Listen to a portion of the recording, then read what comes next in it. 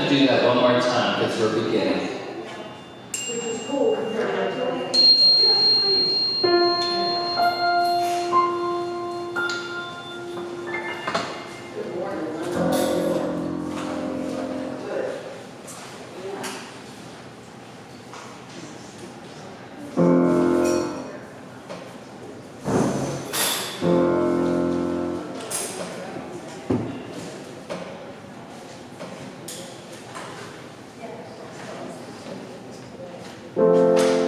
So I do want to just be very transparent that apparently we are experiencing some technical difficulties with the lighting that is up here, and that it's not working. So I'm going to try to stay as far forward to get in this light as possible, so you folks can see me. We are going to start this morning with our opening congregational song, accompanied by Bill Shelton. And we're starting with 2 minutes, which is on page 32 of our old pink songbook. Please rise and body your spirit as you are willing and able.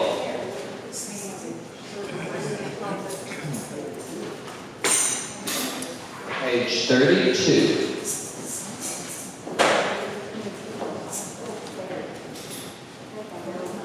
And I'm sure Bill will point this out, but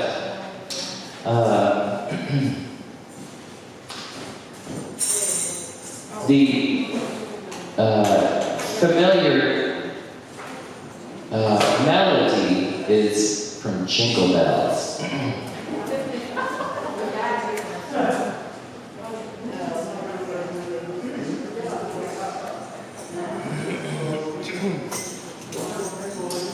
Bill, are we ready? yeah, I have another program. I have all sorts of stuff.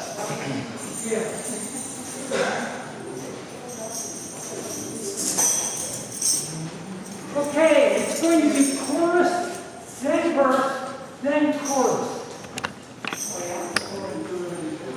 That's how it is. So I do a little intro to kick us into the chorus. Here we go.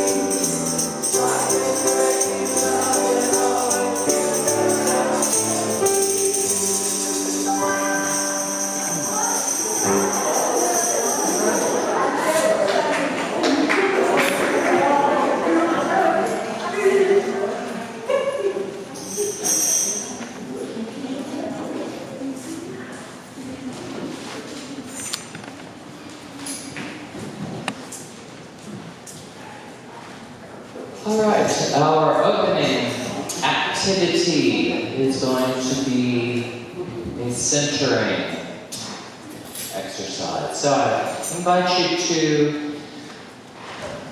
find a comfortable position to be seated in, to allow your eyes to close, to take a nice big deep breath and be aware of our cellular fluid. Our cellular fluid is about rest and awareness, stillness.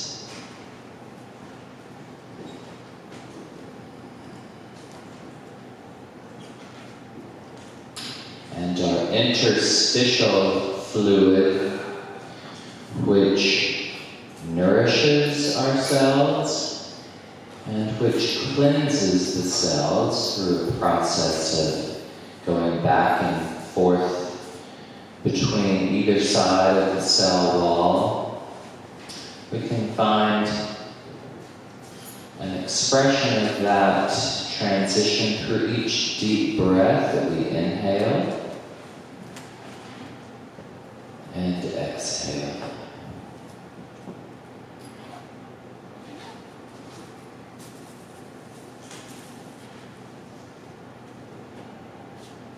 And also finding in that idea a connection between you as an individual and the community in which we exist.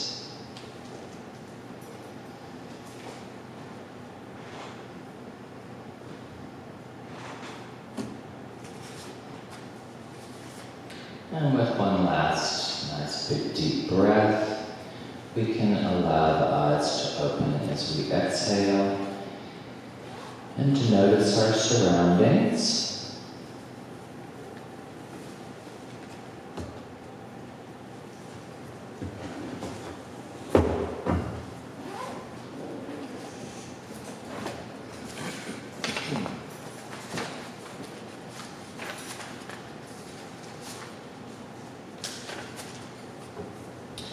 We are a spiritual community philosophically based on existentialist and feminist principles dedicated to human liberation. We make our spiritual home in the old stone church, which was hand-built by the African American Antioch East Baptist Church.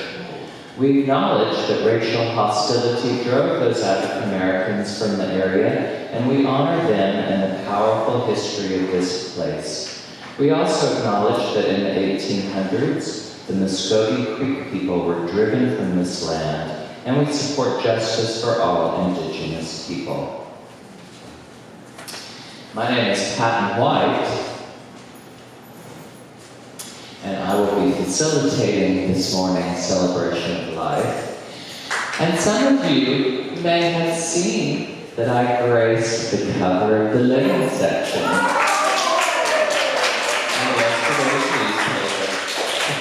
Okay, we'll be acquiring about 50 copies for people just bringing in and sharing.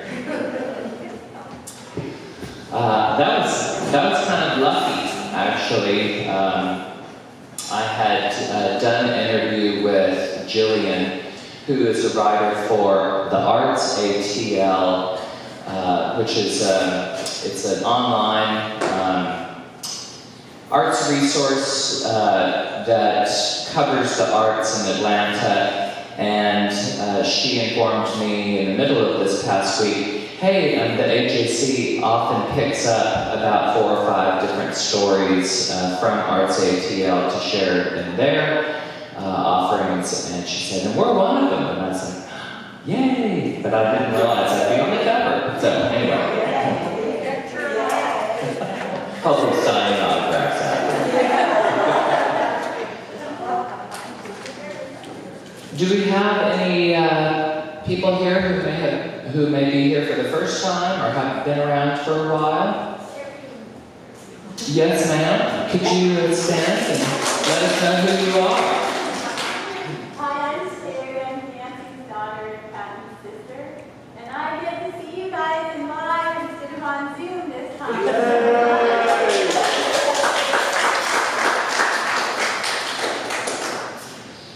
Welcome, Terry.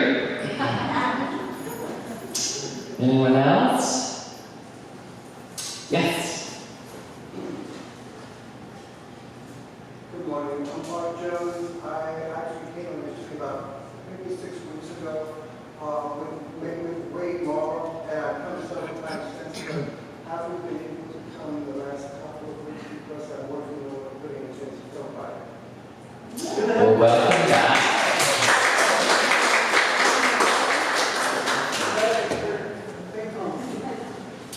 Anyone else?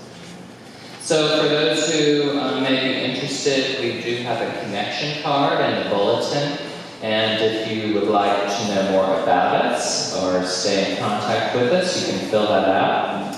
And we do have a weekly e-newsletter sort of thing, updating people on what's coming up that Robert sends out electronically. And we also have a wonderful monthly newsletter that's available in both print and electronic format that's done by Jan Lister. And we just would like you to know us better, and we'd love the opportunity to get to know you as well. Do you have any birthdays or anniversaries to celebrate today? Bill, are you indicating it's your birthday or anniversary? No, I'm not. Okay. I'm indicating I'm trying to see if there's anybody. I see Susan Ralston has stood. Are you going to come on down and be the next contestant on birthdays and anniversary? Birthday. When is your birthday? When is it? It'll be this Thursday. All right.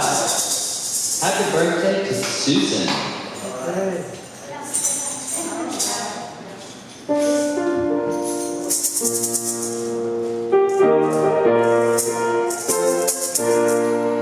Happy birthday to you.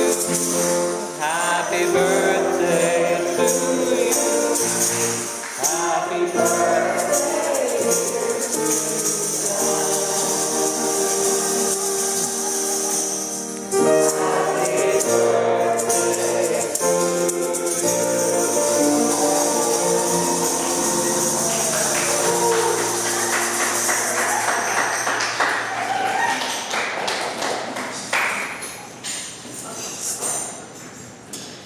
Because we love singing so much, we'll go right on to our next congregational song, which is We Hold the Future on page 56 in the old book.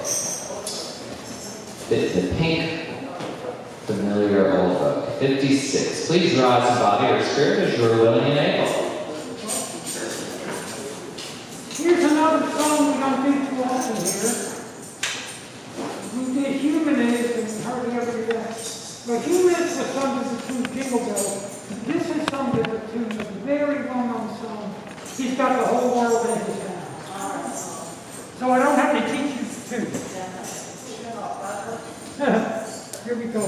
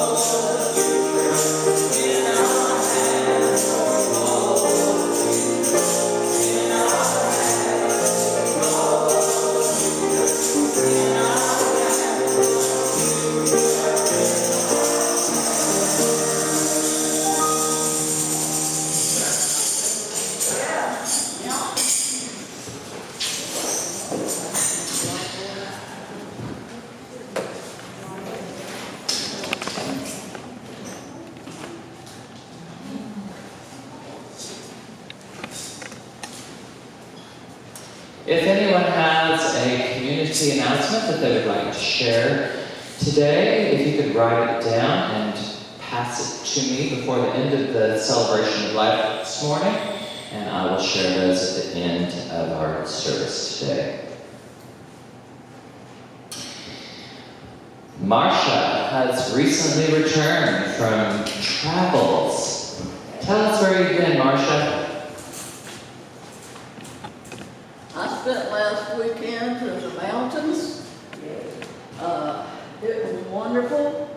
We went out on backcountry roads and one lane gravel, went down dirt roads and going 5 miles an hour with the windows down.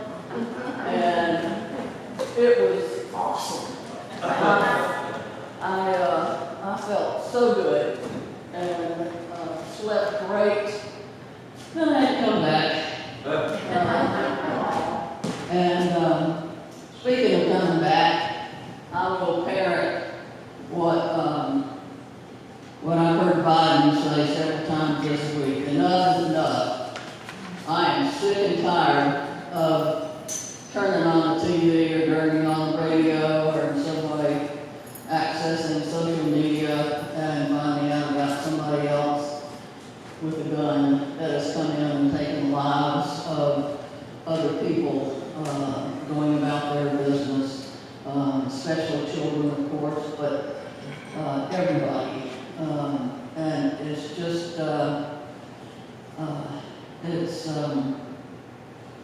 this is a disease that is in this country that we've got to do something about. Yeah. And I think the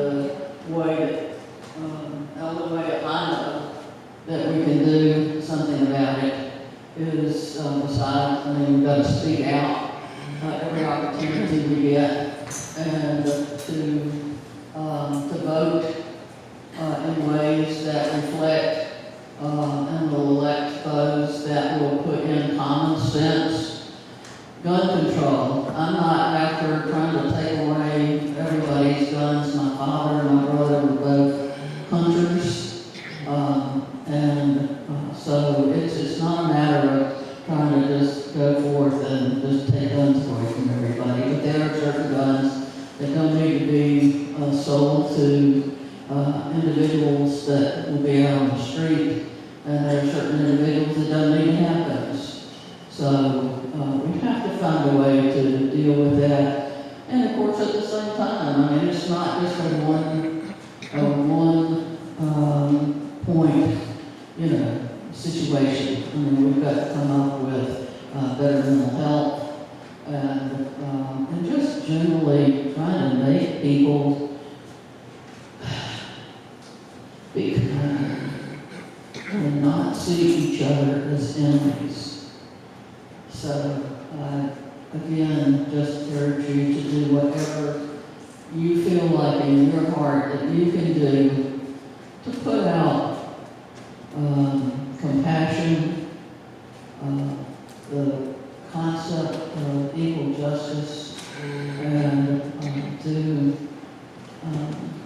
help create the kind of world that we really want to live in. I know I'm speaking to the corner, but it never hurts to be reminded that little things that you do every day make a difference. Yeah.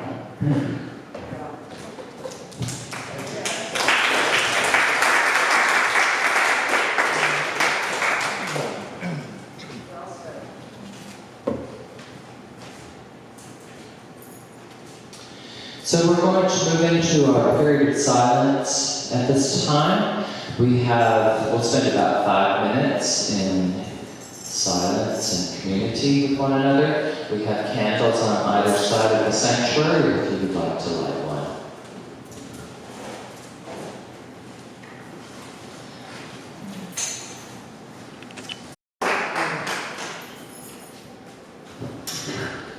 Our speaker today is Leon Clymore, who has been a member here for 3 years now. And Leon and his wife Lou are now a part of my family. And I'm excited about He often arrives here on a motorcycle, and he likes to do a lot of gardening. And we are going to hear from him today on an interesting topic that I will let him share. So please join me in welcoming Leon Clymore.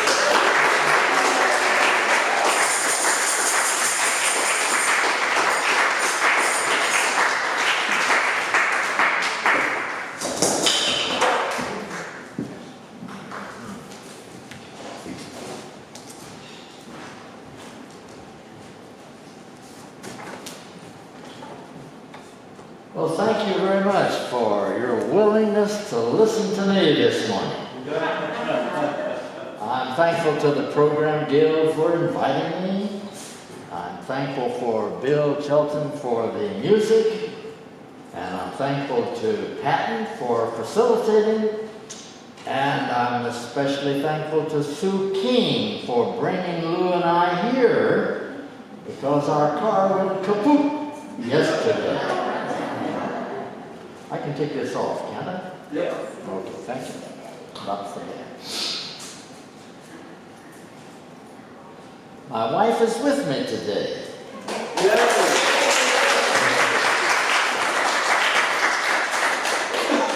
63 years together.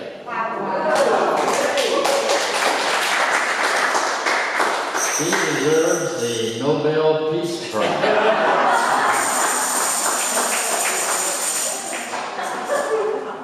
Lou and I go our separate ways when it comes to theology and philosophy. She has her own spirituality and religious life. She's a deacon in the Oakhurst Baptist Church, and I'm very proud of the way she cares for others and who are she's looking after and shepherding as a deacon. Lou is a master gardener and a master birder. She loves the outdoors, and I love her.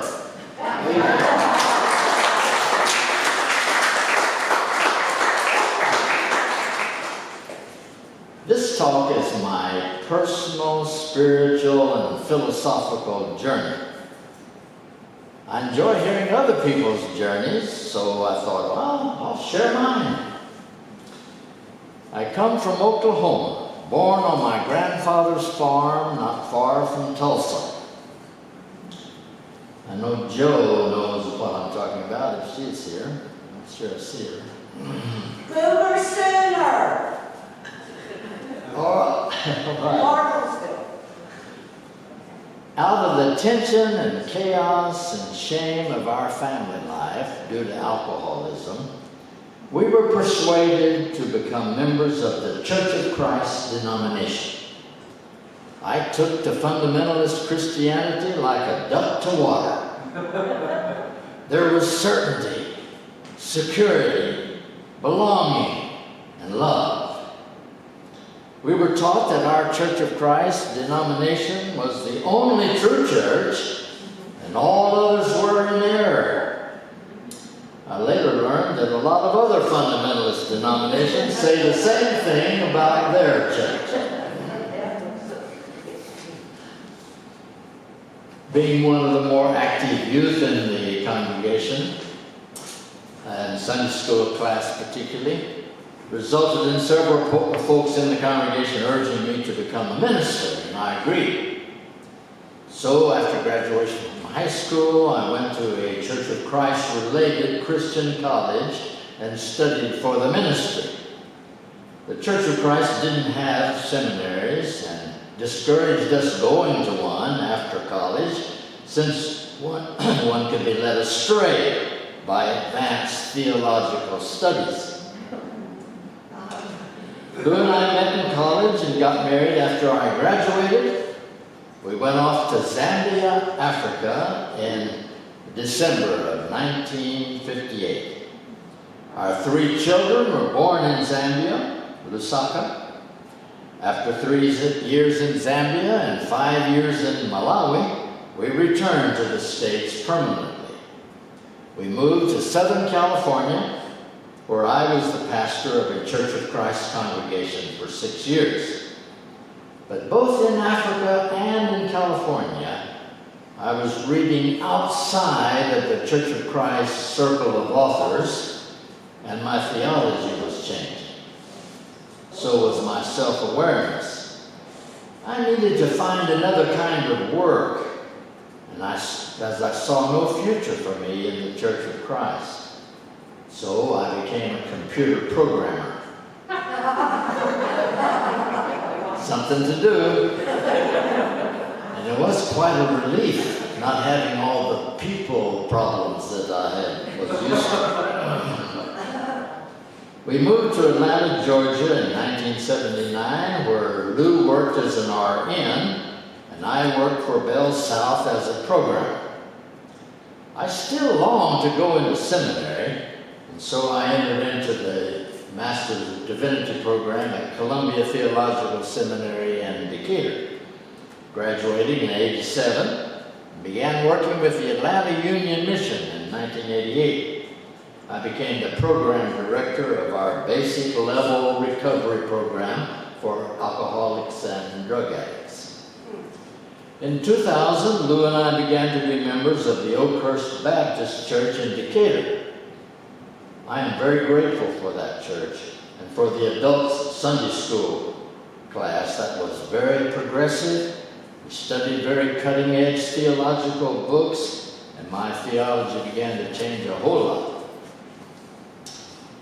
I slowly lost many parts of my Christian faith by my reading and our open-ended discussions. I became convinced that the Bible is not the book I thought it was. I now saw it as a collection of myths, imagination, fiction, historical errors, as well as some great teachings. People were saying, writing what they thought, who they thought God was, and what God wanted.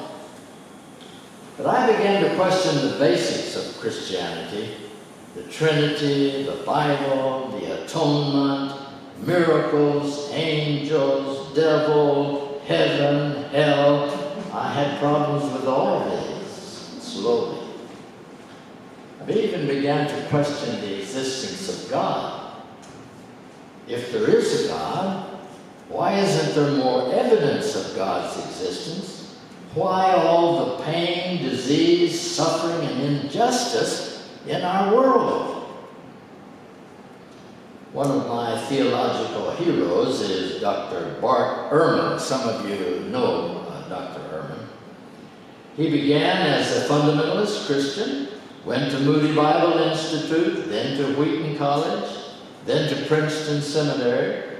He has a PhD in biblical studies, especially the early church, and is a professor at the University of North Carolina in Chapel Hill.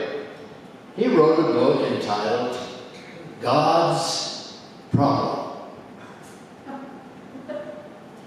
And I quote him. But I came to a point where I could no longer believe. I realized that I could no longer reconcile the claims of faith with the facts of life. In particular, I could no longer explain how there can be a good and all-powerful God actively involved with this world, given the state of things. For many people who inhabit this planet, life is a cesspool of misery and suffering. I came to the point where I simply could not believe that there is a good and kindly disposed ruler who is in charge of it. End quote. I have a quote from a Christian mystic, Meister Eckhart. Some of you may have heard of him. He lived from 1260 to 1328 in Europe, and it makes a lot of sense to me. It causes me to think a lot. Pray to God that we may be free of God. Now paradoxical, isn't it? Pray to God that we may be free of God. This is where I got the title for my talk this morning, Free of God. Meister Eckhart often spoke paradoxically, but the way I understand his words is we should grow up spiritually, become more independent and responsible and less dependent upon exterior authorities such as a God. I'm now trying to live my life more free of God. I guess we're all free of gods, aren't we? We're free of Zeus, Jupiter, Allah, Brahma, Vishnu, Shiva, and many others. Now I'm free of a God who supposedly drowned thousands of men, women, and children in a flood, saving only Noah's family and some animals. I'm free of a God who supposedly promises to throw billions of people into a lake of fire for eternity because they didn't believe in Jesus. 4 or so years ago, I began to not enjoy church worship, where the simple peasant Jesus, with a beautiful and humble spirit, has been made into a king, a lord, a God, where a God's love and forgiveness has to be bought by his son's death on a cross. And I thought about going to some other kind of spiritual philosophical service. I thought about the Unitarians, because they might be more compatible with my thinking, especially if there was little reference to God, prayer, Bible, or Christian theology.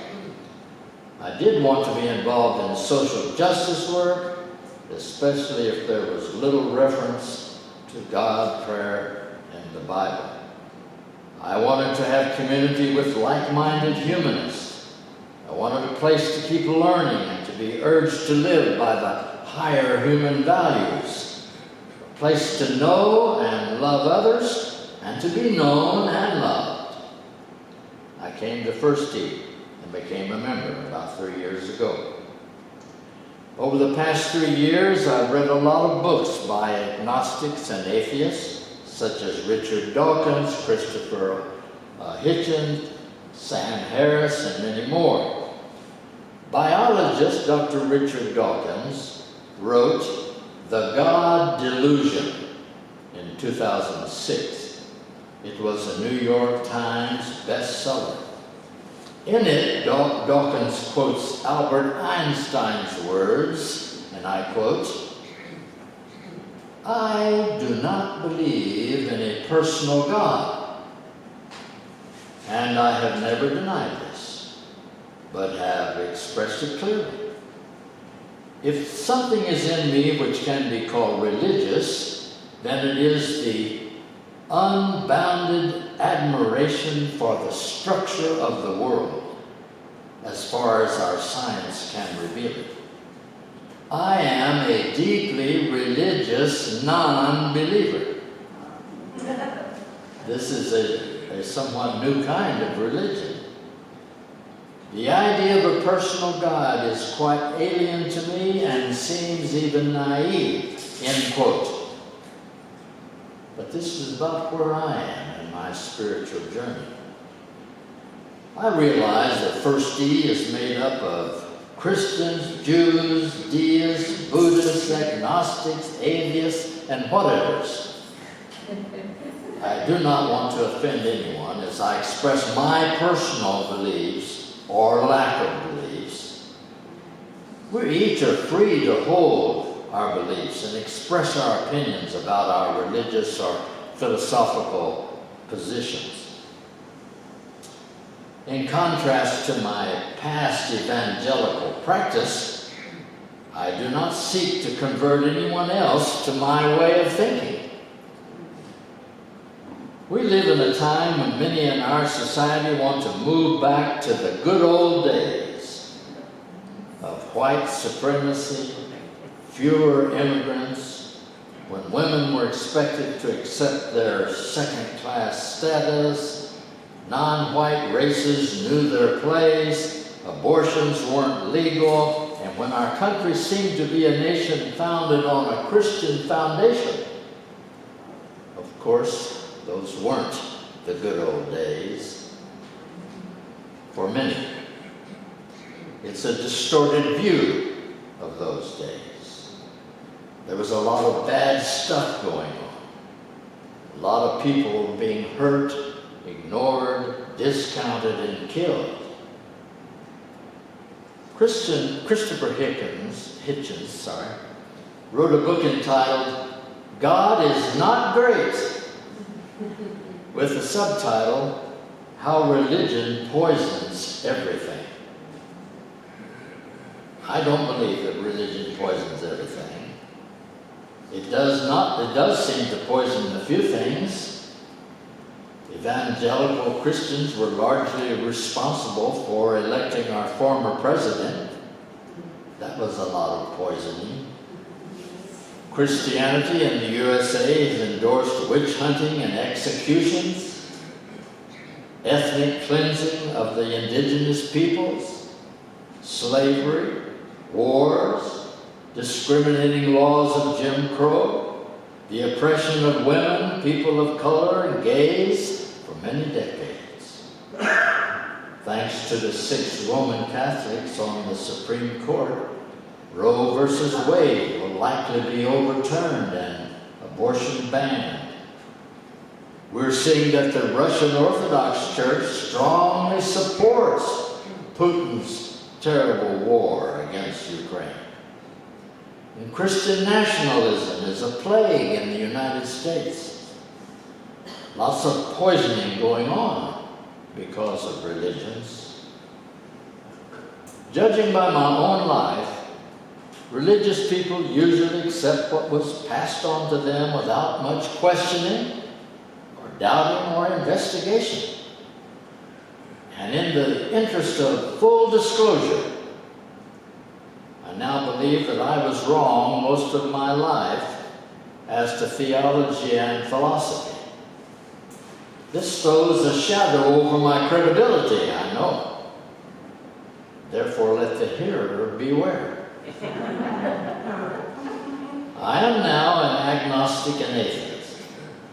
Agnostic in the sense that I don't know whether there's a God or gods. There's obviously a lot of things I don't know about a ton of issues. I'm an atheist in that I cannot any longer believe in a personal God who intervenes in human lives. I intend to live the rest of my life as though there is no God.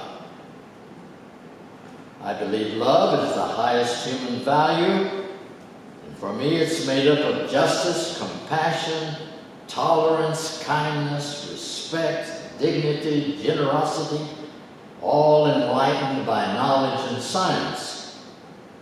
I want to be a good man, a good husband, a good father, a good grandfather, and a good neighbor.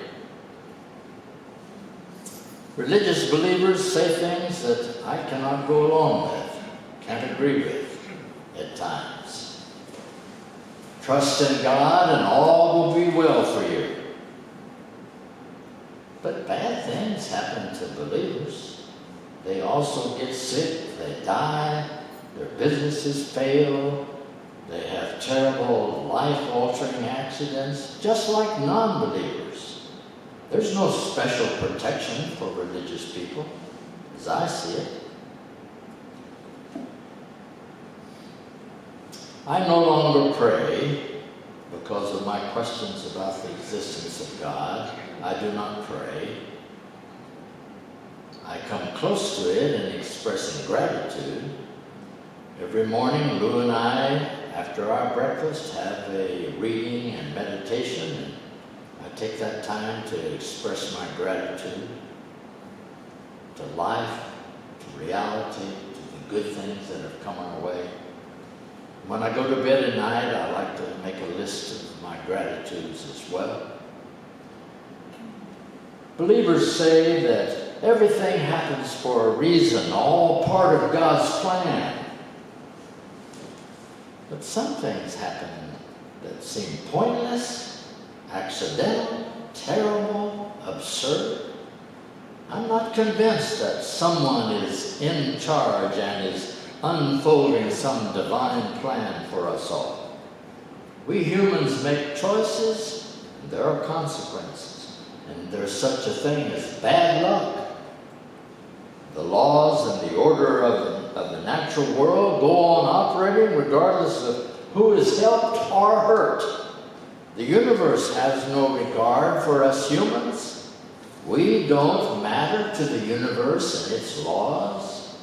Earthquakes, tsunamis, storms, fires, the universe doesn't care. It just does its thing.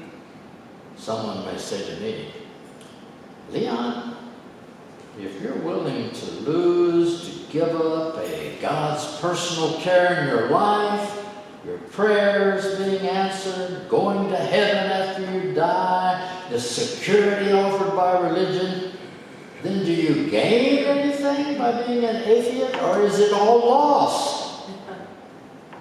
Well, I believe that I gain a lot in not having an external authority ordering my life. I'm learning to live by my own chosen values and priorities, not ordered by a God, a church, a sacred book, or ministers. I believe that I gain in not having a genie in the bottle to rescue me and solve my problems. Now I want to depend on my own resources and those of my community of family, friends, and fellow humans. I believe that I gain in basing my choices on reality, not on myths, fantasies, magic, or superstition.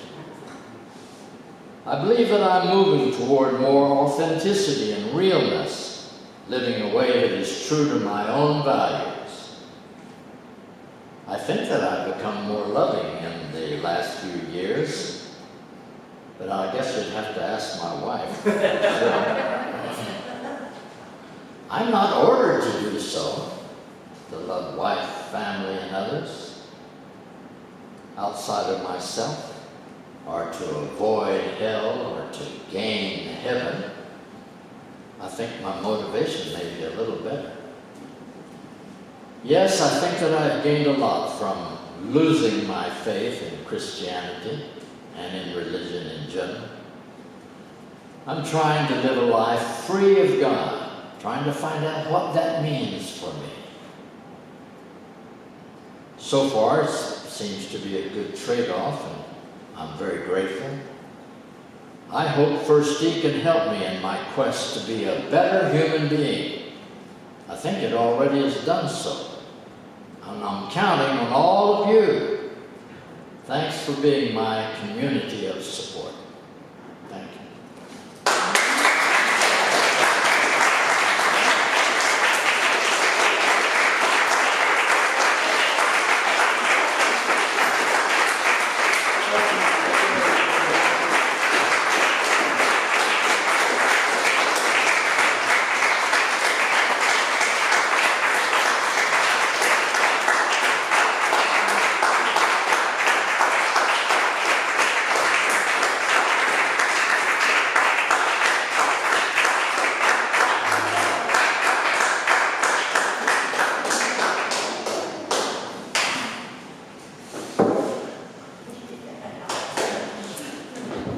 Thank you, Leon.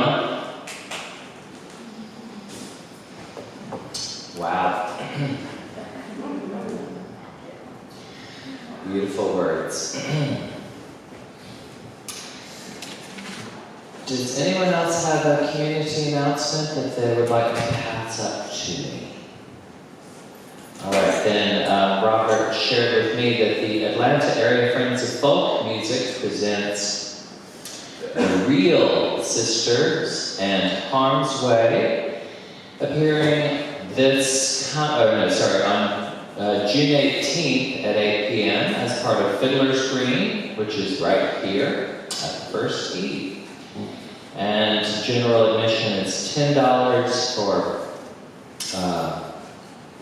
$10, and then for Friends Folk members and First Eve members, we get a special discount, $8. Let's see. I'll go ahead and make this announcement a couple weeks early. So, Beacon's closing event for this season will be a site-specific dance and community gathering that will happen on June 17th and 18th at a space called The Junction. And it's a couple of blocks away from our studio in the Capitol View neighborhood of Southwest Atlanta. And it's a collaboration that we're doing with Paula Lark, who will be doing our sound and text and music. And the performance starts at 6:30 both evenings, and then will be followed by a potluck dinner and conversation about place and belonging, and kind of digging into this very timely topic of gentrification and place and that sort of thing. So, and it's free. Again, 6:30 on 17th and 18th. And that will bring us into our community. Oh no, take that back. Jan has something to raise her hand about. But this coming Friday, we have our next art opening. So today is the last day of the photography exhibit that you see on the walls right now with the work of Reese Burkwhistle. And coming up next will be the work of Nick Morris. Yes, thank you, G. And we will have music as part of that opening this coming Friday from 6 to 8 p.m. Can you just remind everybody about our event on June 25th? Oh yes, and then we will have our next Promote the Vote event on Saturday, June 25th from 1 to 4 p.m. out in our side yard. If you haven't gone out there lately, we have a surprise in store for you.